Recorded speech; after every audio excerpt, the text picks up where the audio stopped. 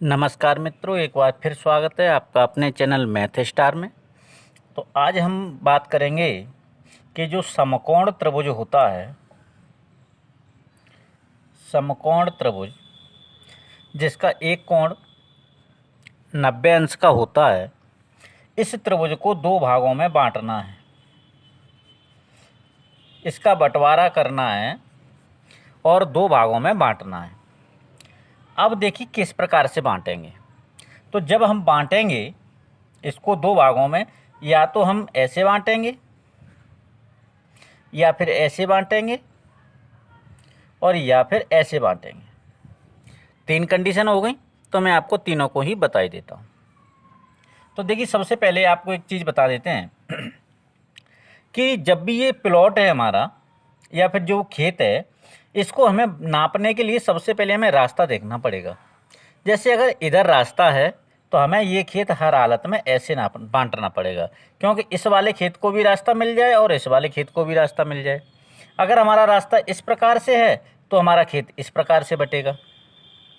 तो चलिए अब हम आपको बता देते हैं कि किस प्रकार से बांटना है।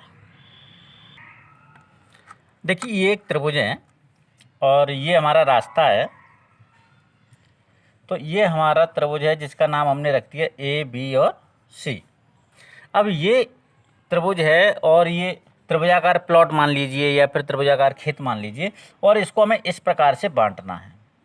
मान के चलते ऐसे करके हमें ये बांटना है। तो इससे पहले मैं आपको एक चीज़ बता देता हूँ कि अगर हमारा रास्ता इधर होता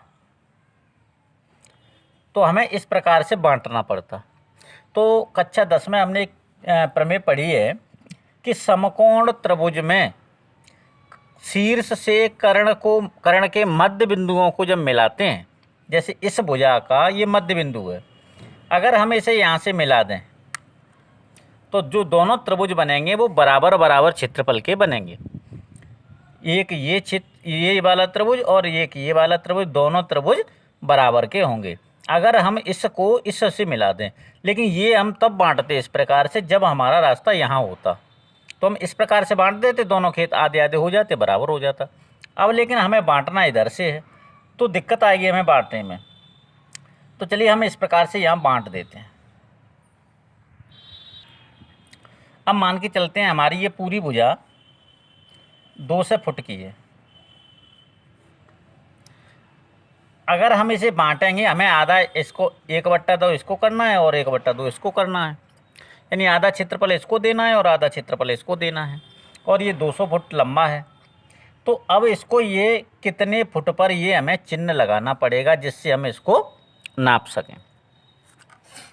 तो चलिए इसको हम एक समरूप त्रिभुज वाली थ्योरी से आपको बताते हैं, समझाने का प्रयास करेंगे। तो देखिए जब हमने इस भुजा से यहाँ इस पॉइंट से और ये जो है इसके समांतर, इस भुजा के समांतर एक रेखा खींच दी, तो अब त्रिभुज ए बी सी, और इसको भी नाम दे देते हैं पी क्यू, त्रिभुज पी क्यू सी, ये दोनों त्रिभुज होंगे समरूप त्रिभुज होंगे। तो समरूप त्रिभुज में क्या होता है कि इस वाले त्रिभुज के क्षेत्रफल और इस त्रिभुज का क्षेत्रफल इनकी भुजाओं के वर्गों के अनुपाती होता है। तो जैसे त्रिभुज ए बी सी का क्षेत्रफल बटे त्रिभुज पी क्यू सी का क्षेत्रफल, यानी इस बड़े त्रिभुज का क्षेत्रफल और इस छोटे वाले त्रिभुज का क्षेत्रफल, इनका अनुपात क्या होगा, इनकी भुजाओं के वर्ग के अनुपात के बराबर होगा।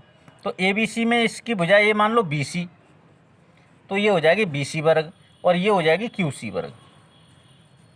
ये हमने कक्षा 10 में पढ़ा है।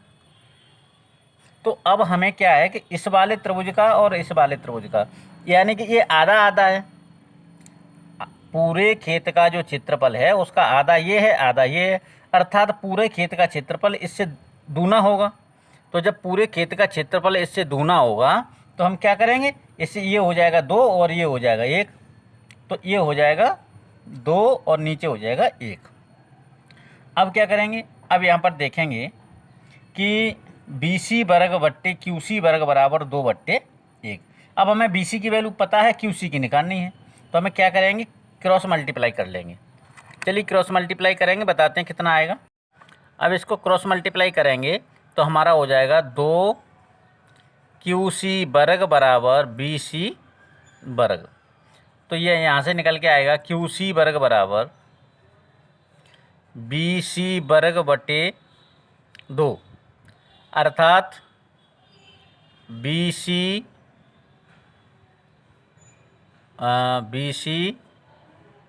का वर्ग है और ये QC का वर्ग है, तो BC गुणा BC बटे 2। ऊपर नीचे हम 2 का गुणा कर लेते हैं, तो यहाँ से फिर QC का वर्ग हटाएंगे तो QC बराबर आ जाएगा BC बट्टे 2 अंडरूल 2। यहाँ से निकल के आ जाएगा QC बराबर BC बट्टे 2 और अंडरूल 2। अब मान के चलते हमारा BC कितना है, 200 फुट है। तो जब 200 फुट है तो QC कितना हो जाएगा, QC बराबर हो जाएगा 200 बट्टे 2, पहले इसका आधा करेंगे तो आधा हो जाएगा 100 और गुणा अंडरूल 2। अंडरूल 2 की वैल्यू होती है 1.414, तो ये हमारा हो जाएगा 141.40, यानी 141 फुट और 0.4 फुट, अर्थात लगभग आधा फुट। ठीक है, तो ये यहाँ से लेकर के और यहाँ तक की वैल्यू कितनी होगी, 141 फुट। तो 141.4 पे हम यहाँ चिन्ह लगा देंगे यहाँ से नाप करके, और इसके समांतर ये रेखा खींच देंगे, तो ये वाला त्रिभुज जो बनेगा, एक प्लॉट ये बन जाएगा और एक प्लॉट ये बन जाएगा, और दोनों प्लॉटों का जो क्षेत्रफल है वो कितना हो जाएगा, बराबर बराबर हो जाएगा। अब जैसे अगर ये लंबाई हम मान लेते हैं, जैसे ये 100 फुट है, जैसे अगर हमारी लंबाई 100 फुट हो जाती है, जो BC है हमारी 100 फुट है, तो हमारी जो यहाँ से लेकर के यहाँ तक हमारा चिन्ह कहाँ लगेगा, 100 का आधा करेंगे 50, आधा करने के बाद इसमें 1.414 का गुणा कर देंगे, तो ये आ जाएगा 70.7 फुट। तो यहाँ से 70.7 फुट पे ऐसे लाइन खींच देंगे, तो इस प्रकार से जो 2 त्रिभुज बनेंगे वो हमारे आधे आधे क्षेत्रफल के बन जाएंगे। तो इस प्रकार से समकोण त्रिभुज में जब भी हमें नापना होगा, तो जैसे अगर यहाँ से नापेंगे तो इस भुजा का आधा करके 1.414 का गुणा कर देंगे, तो ये वाली लंबाई निकल के आ जाएगी। अगर इसको यहाँ से नापना है ऐसे करके, तो इस वाली भुजा को आधा कर देंगे, जैसे ये वाली भुजा 200 है तो इसका आधा कर देंगे 100 में 1.414 का गुणा कर देंगे, तो हमारा कितना आ जाएगा, 141.40। तो यहाँ कोने से गिनेंगे, कोने से हम नापते चले आएंगे 141.40, और यहाँ से इसके समांतर रेखा खींच देंगे, तो एक प्लॉट ये बन जाएगा, एक प्लॉट ये बन जाएगा। इस प्रकार हम खेत को आधा आधा कर लेंगे। तो पिछला वीडियो मैंने बताया था, उसमें 1/4 बताया था।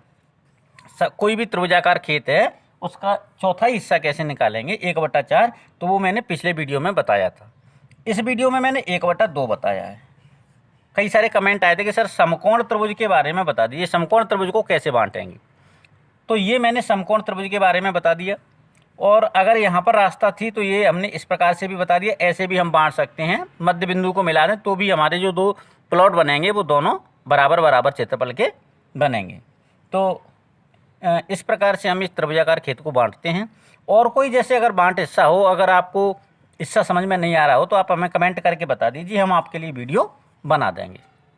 तो ये था आज की जानकारी। अगर आपको वीडियो अच्छा लगा हो तो प्लीज़ वीडियो को शेयर ज़रूर करें। धन्यवाद।